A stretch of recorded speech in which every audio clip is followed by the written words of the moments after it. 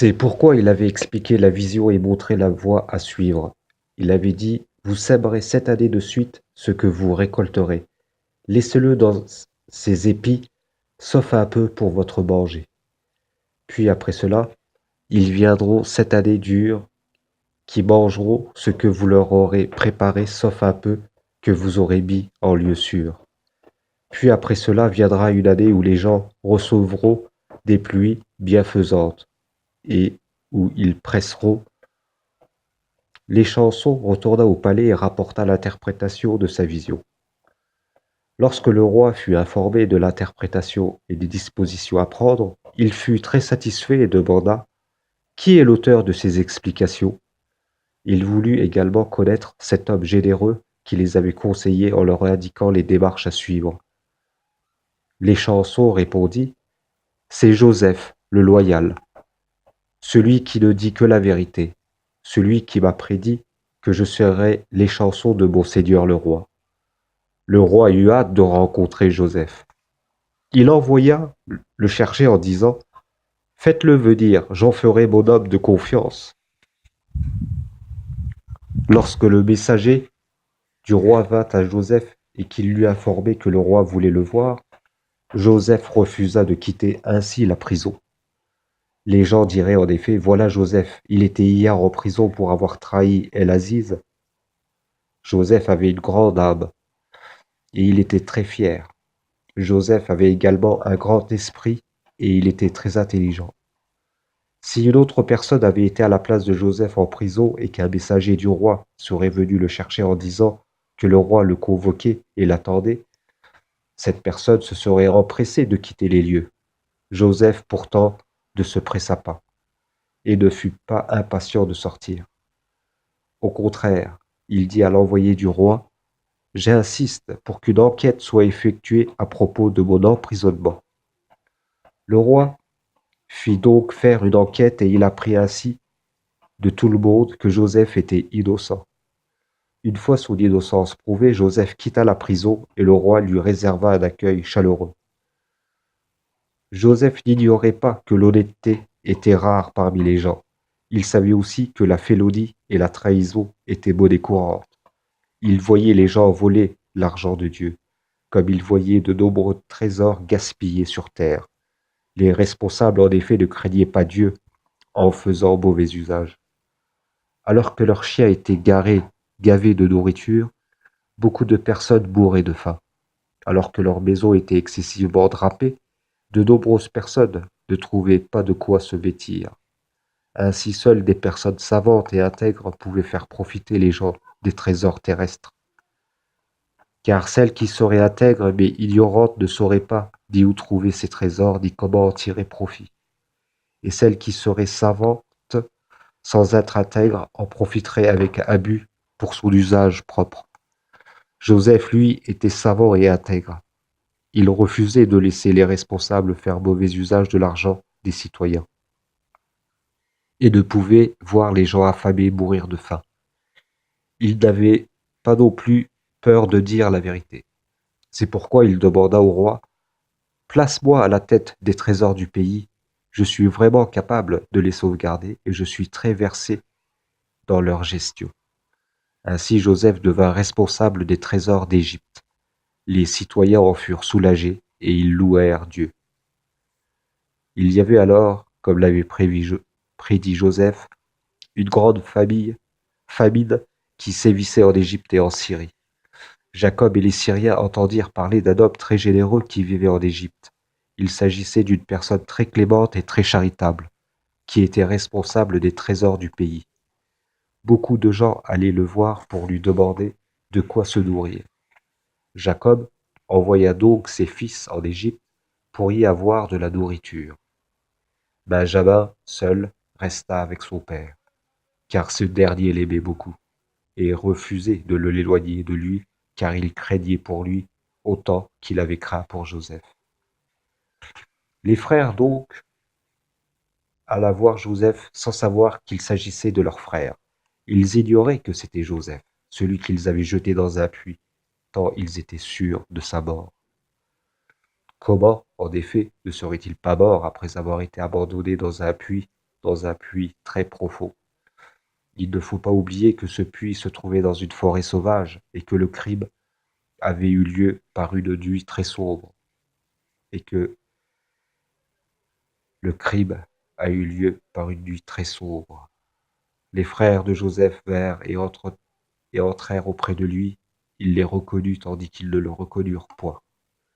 Ils ne reconnaissaient pas Joseph, mais lui les avait reconnus. Il sut qu'il avait en face de lui ceux qui l'avaient jeté dans le puits, ceux-là même qui avaient voulu sa mort, mais Dieu l'avait sauvé. Cependant, Joseph ne leur dit rien et ne leur dénonça point. Joseph s'adressa à eux en leur demandant: D'où êtes-vous? Ils répondirent: De Canaan. De qui est votre père? Ajoute-t-il. Jacob, fils d'Isaac, fils d'Abraham. Que le salut de Dieu soit sur eux. Il demanda encore: Avez-vous un autre frère? La réponse fut: Oui, nous avons un frère du nom de Benjamin. Et pourquoi n'est-il pas avec vous? Parce que notre père ne l'autorise jamais à s'éloigner de lui. Et pour quelle raison ne lui permet-il pas? Est-il donc tellement jeune? Demanda Joseph. Non, mais il avait un frère nommé Joseph qui nous a accompagnés un jour. Nous l'avons laissé auprès de nos bagages pour faire la course. Alors un loup l'a mangé. Joseph se mit à rire intérieurement, mais il n'en laissa rien paraître. Il eut cependant très envie de revoir son frère Joseph. Après avoir ordonné qu'on leur donne des grains, leur demanda: Amenez-moi un frère à vous de votre père.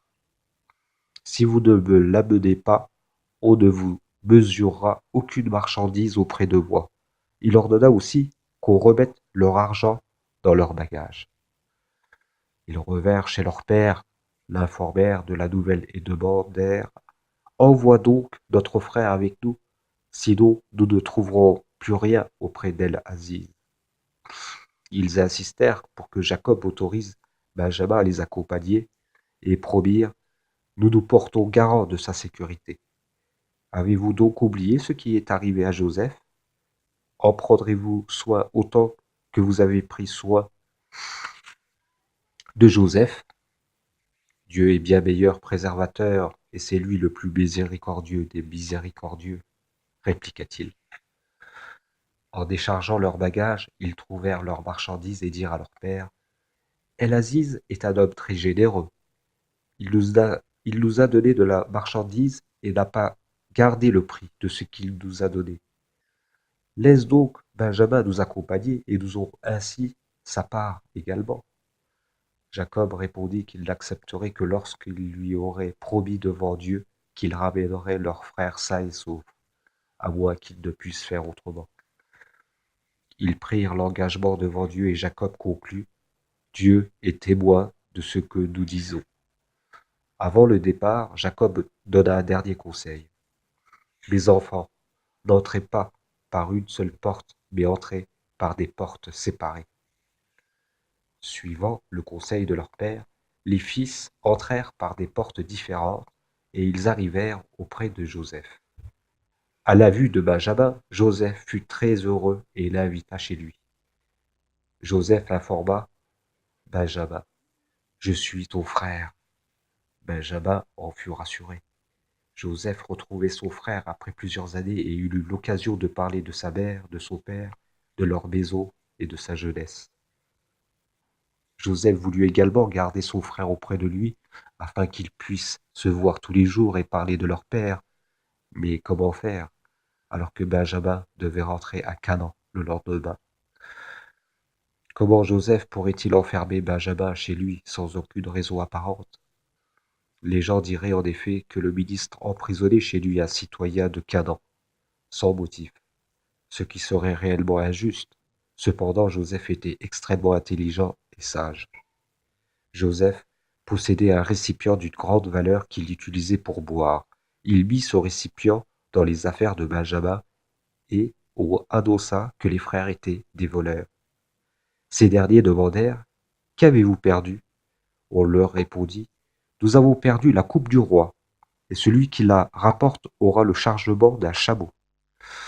Ils dirent: Par Dieu, Vous avez su que nous ne sommes pas venus pour semer la corruption sur terre, et que nous ne sommes point de voleurs, des voleurs. Ils dirent, quelle sera donc la sanction si vous êtes des menteurs? On leur répondit, la sanction infligée à celui dans les bagages duquel la coupe sera retrouvée est qu'il soit livré lui-même à titre d'esclave à la victime du vol. C'est ainsi que nous punissons les malfaiteurs. La coupe fut retrouvée dans les bagages de Benjamin, et les frères eurent honte. Mais ils dirent, sans aucune gêne, si Benjamin a volé, un frère à lui a déjà volé auparavant.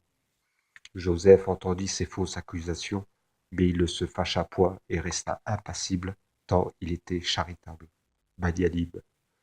Ils dirent, ô puissant ministre, il a un père très avancé en âge. Prends l'un de nous à sa place. Nous voyons que tu es un homme de bien.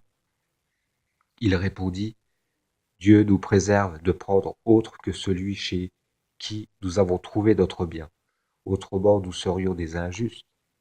C'est ainsi que Benjamin resta chez Joseph. Les deux frères en furent heureux. Depuis très longtemps, Joseph était solitaire et ne voyait personne de sa famille.